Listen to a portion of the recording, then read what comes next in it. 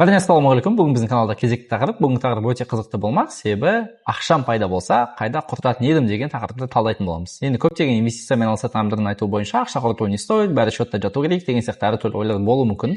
Бірақ та біз оған бүгін қарсы шығамыз. Яғни қай нәрсе сіздің счетыңызда жатпаса да, шынымен де инвестиция болып саналады. Сол нәрсемен сіздермен бөлісемін. Себебі менің негізгі мақсатым ол ақшаны жинау да, екіншіден жақсы әдемі өмір сүруде. То есть екеуін де бірге алып жүру. И осы нәрсеге мен сенемін, осы нәрсені өзім ұстанамын, сол себепті сіздермен бөлісетін боламын. Ал кеттік. Ең бірінші дұрыс инвестиция ретінде менің санайтыным ол бізде жақсы зал. Неге жақсы зал деген сұрақ болатын болса, жақсы зал деген ол сіздің денсаулығыңыз. Денсаулық деген ол сіздің ертең 50, 60, 70, 80 жасқа дейін жақсы өмір сүруіңіздің негізгі кепілдерінің бірі болып табылады. Енді Аллах тағала әрқайсымызға әртүрлі өмірді берді, бірақ та сол өмірді өзіміз денсаулығымызды, өз аманатымызды ұстау бұл біздің ең негізгі міндеттеріміздің бірі. Хорошо, сіз ертең жақсы байып кеттіңіз, 50-60 жаста болдыңыз, бірақ та жүре алмай, егер де мышцаларыңыз бәрі ауырса, суставтың бәрі ауырса, сіздің телосложениеңіз не үшін болатын болса, онда ол ақшаны тапқанның қандай пайдасы бар? Ешқандай да пайдасы жоқ. Сол себепті ең бірінші кезекте жақсы залды таңдау керек деп ойлаймын. Жақсы залға жақсы ақша құртып, жақсы тренермен жеке жұмыс жасап, осы нәрсеге сіз егер де фокус қоятын болсаңыз, ол шынымен де сіздің өміріңізде көптеген үлкен өзгерістер пайда болады. Сол себепті менің ойымша жақсы залға бару ол біріншіден ол сіздің денсаулығыңызға жақсы, екіншіден сізде жақсы орта табуға өте үлкен мүмкіндік. Егер де жақсы мысалы Есентай бар бізде, Саду фитнес бар мысалы, Invictus.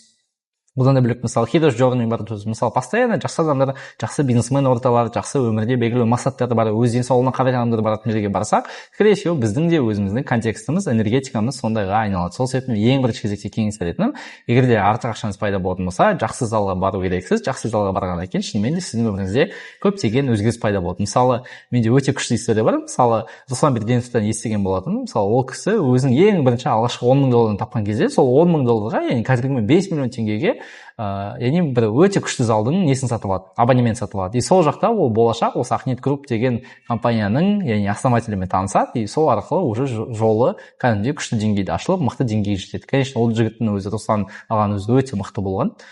Сол себепті де және жақсы адаммен танысу арқылы өмірінде көптеген өзгеріс болды деп ойлаймын. Сол себепті жақсы зал ол бізде ең дұрыс, ең жақсы инвестицияның бірі болып табылады.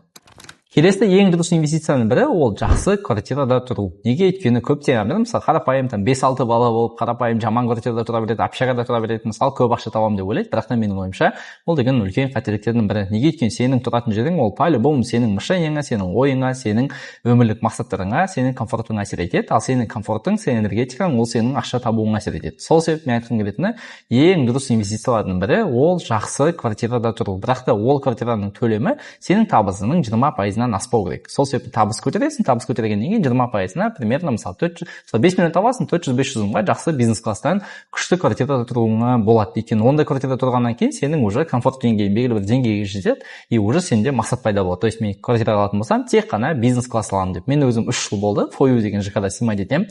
Ол деген бизнес класс болғаннан кейін, мысалы мен өзім квартирамды алдым, тоже 56 миллион теңгеге, бірақ та ол комфорт класс болды. Одан кейін дәл осы менде бизнес класста тұрғым келеді деген мақсатпен ол квартираны сатып, қазіргі уақытта ақшаны көбейту барысындамын, чтобы тек қана бизнес класста тұру үшін. Сол себепті айтқым келетіні жақсы квартира ол сізге 100% әсер етеді. То есть жаман жерде, охранасы не очень, айналасы не очень адамдармен тұратын болсаңыз, скорее всего сіз де сондай боласыз. Мысалы кез келген чаттың өзінде мысалы понятно болады, что сол ЖК-да қандай адамдар тұратыны. Сол себепті айтқым келетіні, что жақсы ЖК ол әрдайым сіздің негізгі состояниеңізге, қауіпсіздігіңізге, сіздің өзіңіз ойлауыңызға, өмірлік мотивацияңызға, жалпы соның барлығына жақсы әсер етеді. Сол себепті жақсы квартирада тұру менің ойымша ең дұрыс инвестицияның бірі болып табылады. Келесі ең дұрыс инвестиция менің ақшам пайда болатын болса, жұмыс орныма және жақсы техникаға фокус қоятын едім. Неге? Өйткені жақсы техника деген сіздің жұмыс жасайтын техникаңыздың бәрі, ол деген өміріңізге өте үлкен жеңілдік алып келеді. Ең бірінші жақсы табыс тапқаннан кезінде мен алған нәрсем ол бізде осы Mac атты енді ноутбук болатын. Неге бұл нәрсені алдым? Себебі мен бүкіл жұмысым, бүкіл идеям, бүкіл сценариям, бүкіл ойлайтын нәрсем, алдағы мақсаттарым осының барлығы тек қана осы ноутбукпен жасалады.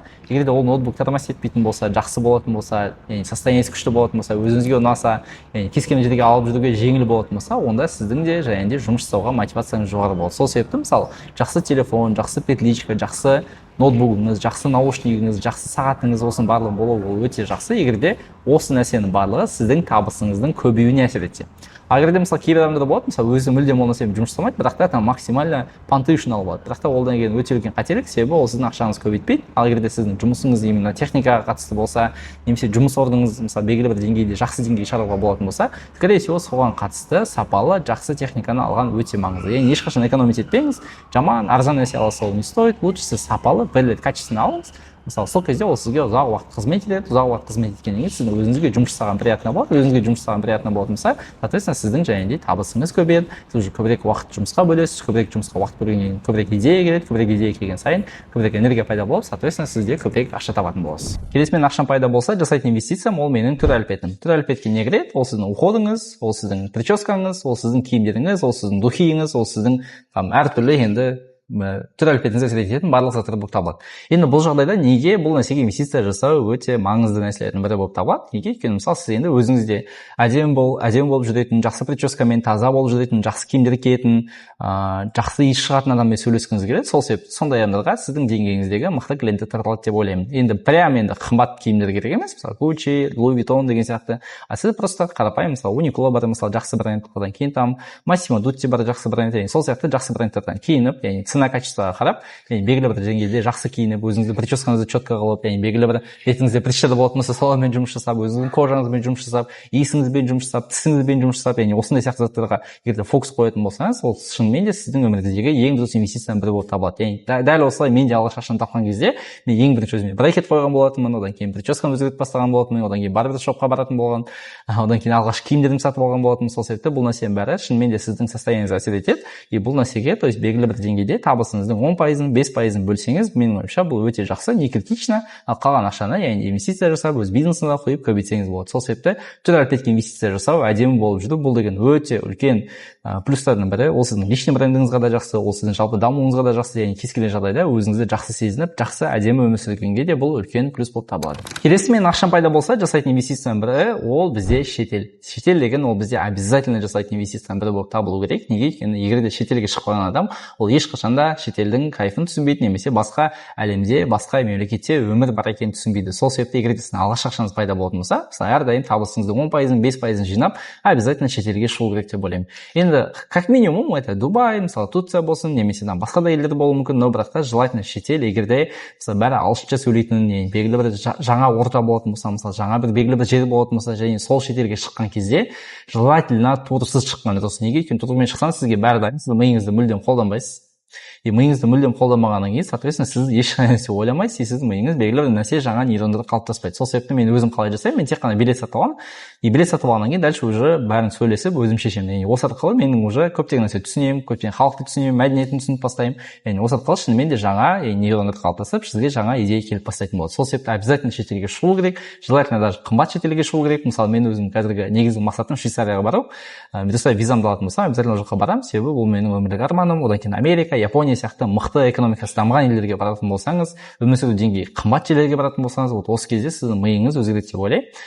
Мысалы осыған дейін мен 2 ай Балида тұрдым. Балида мысалы тоже белгілі бір деңгейде өте керемет жер. Өмір сүру деңгейі бірақ та төмен. Сол себепті мен енді осы Малайзияға келдім. Малайзияда уже өмір сүру деңгейі жоғары, бір инфраструктура бар. Енді дальше одан да жақсы елдерге барғым келеді. Сол себепті осындай шетел деген ең дұрыс инвестицияның бірі болып табылады. Келесі ақшам пайда болса, жасайтын инвестициям ол менде сервис. Сервис деген не? Ол белгілі бір мықты мамандардың услугасын сатып алу. Ол қандай услуга болуы мүмкін? Давайте біріншіден өте қарапайым кухнядағы повар. Мысалы, егер де сізде бала шағаңыз болатын болса, үйде әйеліңіз постоянно тамақ жасап шаршайтын болса, просто попробуйте повар алып. Неге? Өйткені сіздің әйеліңіздің бүкіл уақыты босайды. Ол бүкіл уақыты босағаннан кейін ол кісінің энергиясы көбейеді, ол уже сізге жақсы көңіл бөліп бастайды. Сол себепті сізде шынымен де оның өзгерісін қатты сезінесіз. Одан кейін там үйге помощница, клининг шақыру деген нәрсенің барлығы бұл да жақсы инвестиция деп санаймын.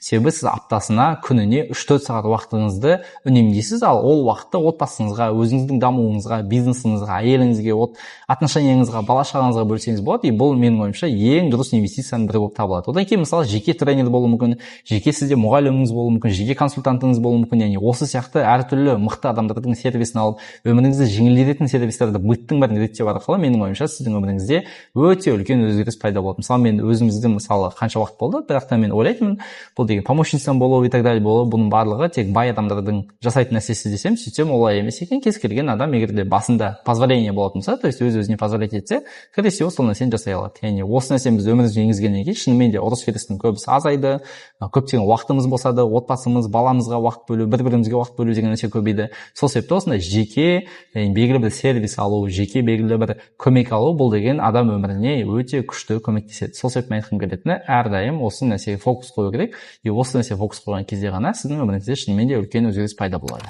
Ал енді бүгінгі біздің выпускымыз аяқталды. Яғни бұл нәрсенің барлығы менің жеке ойым, жеке өзім инвестиция деп санайтын, инвестиция ретінде қабылдайтын дүниелерім болып табылады. Сол себепті егер де сізге де осы ойлар ұнайтын болса, өз өміріңізге енгізіп, белгілі бір нәтижесін көрсеңіз болады. Егер де видео пайдалы болса, обязательно өзіңіздің достарыңызбен бөлісіп қойыңыз, обязательно комментарий жаза кетіңіз, себебі мен оның барлығын оқимын, мен үшін ол үлкен мотивация. Сол себепті алдағы уақытта кездескенше.